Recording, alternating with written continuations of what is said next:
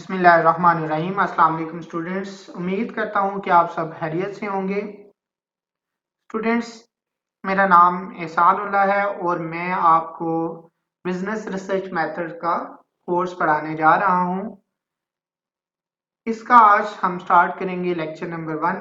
इससे पहले मैं आपको बता दूं कि ये आप कोर्स आपका जो आपकी डिग्री है उसमें आप थीसिस करेंगे तो उसमें ये हेल्प करेगा आपकी।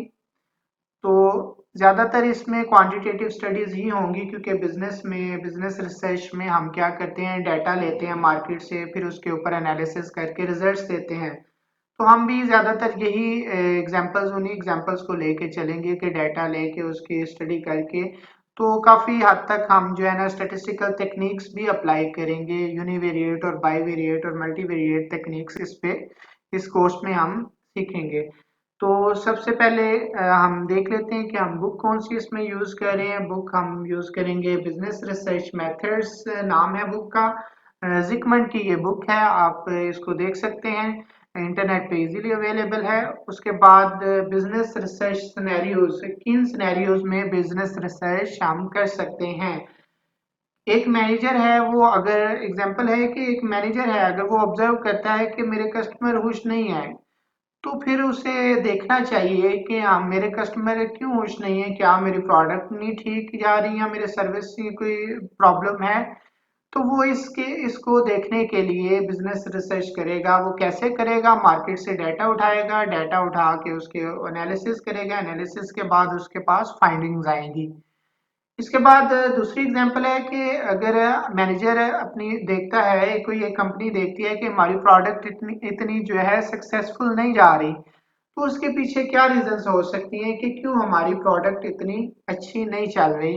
क्या उसमें मार्केट जो जिधर हमने प्रोडक्ट फेंकी है उधर वो मार्केट हमने एरिया नहीं सही सिलेक्ट किया, या हमारी प्रोडक्ट में कमी है, या प्राइस ज्यादा है, कुछ कुछ ना कोई फैक्टर होगा जिसकी वजह से सक्सेसफुल नहीं चल रही।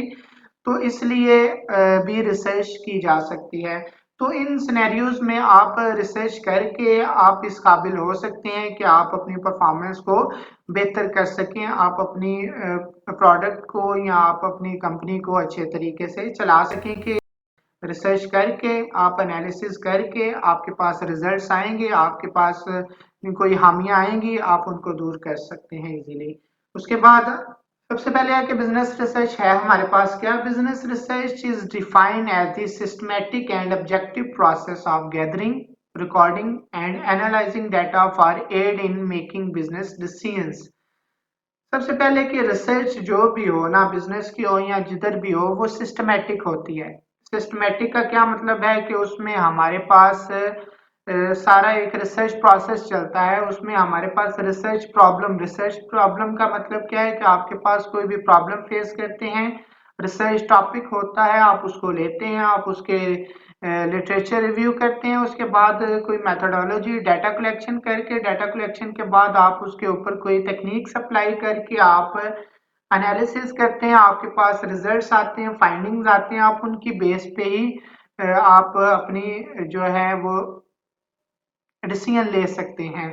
तो रिसर्च हमारे पास क्या होती है, सिस्टमेटिक होती है। और बाकी कुछ रिसर्चेज ऐसी भी होती हैं जो सब्जेक्टिव अप्रोच होती हैं, लेकिन बिजनेस रिसर्च मैंने बताया कि क्योंकि क्वांटिटेटिव होती है, इसमें हमने डाटा लेके उसी के ऊपर ही बात करनी होती है, तो वो हमारे पास ऑब्जेक्टिव अप्रोच होती है, ना कि सब्जेक्टिव अप्रोच होती है।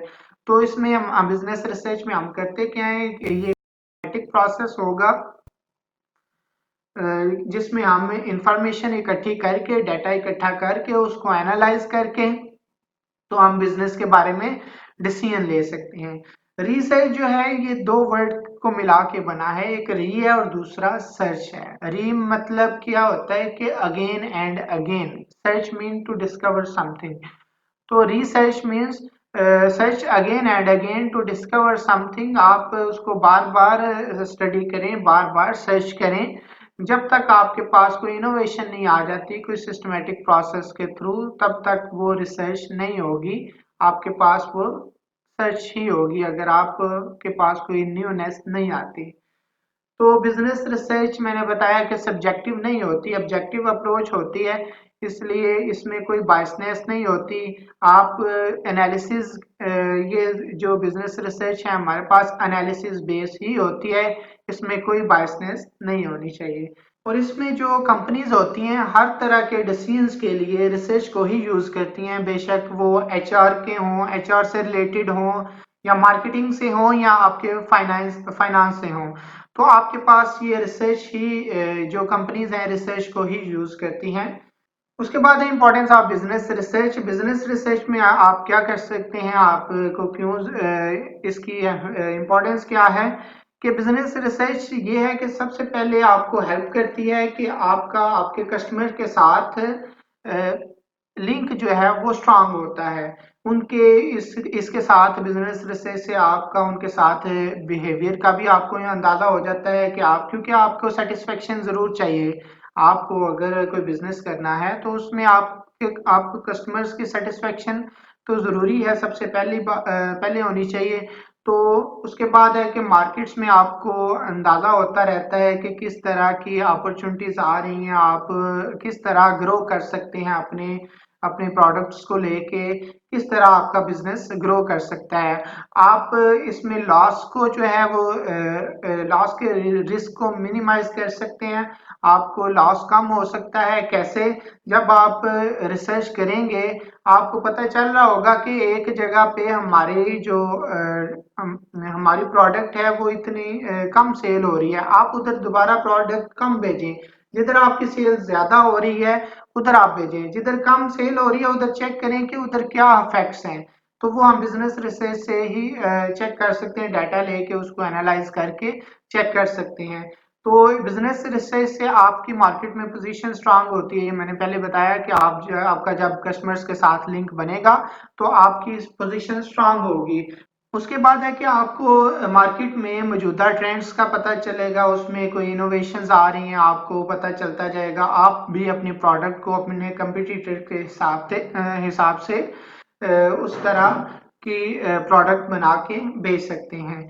इसके बाद आ जाती है थ्योरी। थ्योरी हमारे पास क्या होती है? थ्योरी सिंपल इंफॉर्मेशन होती है। थ्योरी बेसिकली हमें ये बताती है कि जो हमारे पास सराउंडिंग्स में इवेंट्स हो रहे हैं या कोई एक फैक्टर दूसरे फैक्टर्स को अफेक्ट कर रहा है तो वो कैसे अफेक्ट कर रहा है। जब डिफरेंट रिलेशंस या प्रोपोजिशंस आपस में मिलते हैं तो एक हमारे पास थ्योरी बन जाती है जो हमें बताती है कि किस तरह एक फैक्टर दूसरे फैक्टर को अफेक्ट कर रहा है। इससे हमारे हमें कॉज एंड इफेक्ट रिलेशनशिप ही होता है इसमें, कि कॉज एंड इफेक्ट रिलेशनशिप क्या होता है कि अगर एक फैक्टर से दूसरा फैक्टर इफेक्ट हो रहा हो, फॉर एग्जांपल आप एक मार्केट से में एक अपनी प्रोडक्ट बेच रहे हैं, उसका दूसरी मार्केट में भी कोई इफेक्ट हो जाता है, तो आपके पास ये कॉज एंड इफेक्ट रिलेशनशिप होगा कि एक का दूसरे के ऊपर क्या एक के ऊपर आप एक्सपेरिमेंट करने से दूसरे के ऊपर क्या इफेक्ट होता है, ये आपके पास कॉज एंड इफेक्ट रिलेशनशिप होता है और यही थ्योरी होती है। इसमें आप प्रेडिक्शन कर सकते हैं कि कैसे एक फैक्टर से दूसरा फैक्टर चेंज हो रहा है, और उसमें आप एक फैक्टर या एक वेरिएबल फैक्टर की जगह आप वेरिएबल्स भी कर सकते हैं कि एक वेरिएबल के चेंज होने से दूसरा वेरिएबल कैसे चेंज होगा। इसमें आप रिग्रेशन अप्लाई करके आप चेक कर सकते हैं कि एक वेरिएबल के दूसरे चेंज होने से दूसरा वेरिएबल कैसे चेंज हो रहा है। तो इसमें हमारे पास एग्जाम्पल के तौर पे आप ले सकते हैं कि अगर आप अपने एम्प्लॉय को इंसेंटिव देते हैं तो वो ज्यादा मोटिवेशन के साथ काम करेंगे। अगर आप तो ये एक थ्योरी बन गई कि आपके पास अगर आप इंसेंटिव दे रहे हैं तो मोटिवेशन ज्यादा होगी, मोटिवेशन ज्यादा होगी तो आपके पास काम ज्यादा होगा। इसके बाद है goals of theory. Two primary goals हैं थ्योरी के। इसमें ये होता है कि एक तो हमें ये बताती है कि फैक्टर्स के दरमियान में रिलेशनशिप क्या है। जैसे कि मैंने पहले बताया कि थ्योरी बताती भी यही है कि एक का दूसरे के ऊपर इफेक्ट क्या होता है। तो इसमें इसका एक गोल ये है कि एक तो ये इफेक्ट बताती है और दूसरी प्रिडिक्शन करती है कि एक फैक्टर के चेंज होने से दूसरा फैक्टर कैसे चेंज हो सकता है, या एक वेरिएबल के चेंज होने से दूसरा वेरिएबल कैसे चेंज हो सकता है। उसके बाद आ जाता है थ्योरीज डेवलपमेंट। थ्योरी कैसे डेवलप होती है, इसके लिए हमें प्रीवियस स्टडीज और फाइंडिंग्स को भी देखना होता है, उसके साथ कंपेयर भी करना होता है। इसमें डिडक्टिव रीजनिंग होती है और एक इंडक्टिव रीजनिंग होती है। थ्योरी डेवलपमेंट में रीजनिंग प्रोसेस होते हैं, एक डिडक्टिव रीजनिंग है और दूसरा इंडक्टिव रीजनिंग है।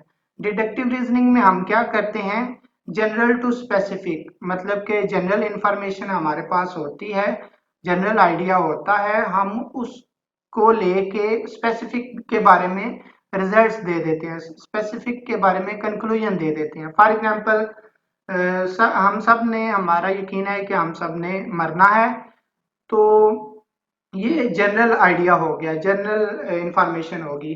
तो मिस्टर ए, कोई पर्सन है मिस्टर ए, तो उसने भी मरना है, ये अब स्पेसिफिक हो गया। हमने क्या, इसमें जनरल क्या हुआ, सब ने मरना है, तो हमारे पास ये जनरल हो गया।